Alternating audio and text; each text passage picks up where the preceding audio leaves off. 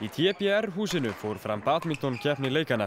Í U19 flokki drengja sigraði Kári Gunnarsson úr TBR og í undir 19 ára flokki stúlkna sigraði Rakel Jóhannsdóttir úr TBR stöllu sína Sunnu Ósk Runólfsdóttur í 2 lotum en báðar eru þær meðal efnilegustu badmintonspilara landsins.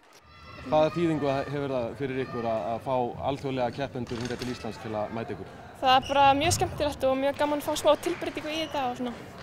Og hvað ber svo framtíðin í skauti hjá þér? Hvað er næsta dagskrá? Ég veit ekki alveg, ég er að fara út núna með A-landsliðinu í febrúar, Thomas Uber Cup, þannig að það er bara næsta dagskrá. Í tvíliðaleik stúlkna mættust þær Rakel og Sunna Ösp aftur. Rakel að þessu sinni með Elínu Þóru Elíasdóttur og Sunna Ösp með Jóhönnu Jóhannesdóttur. Þar voru það þær Rakel og Elín Þóra sem sigruðu með 2 lotum gegn Engri og því 2-faldur sigur hjá Rakel í dag. Í drengjaflokki biðu þeir Jónas Baldursson og Kjartan Pálsson lægri hlut fyrir þeim Nikolajs Dufour og Richard Öjar frá Svíþjóð 2-0.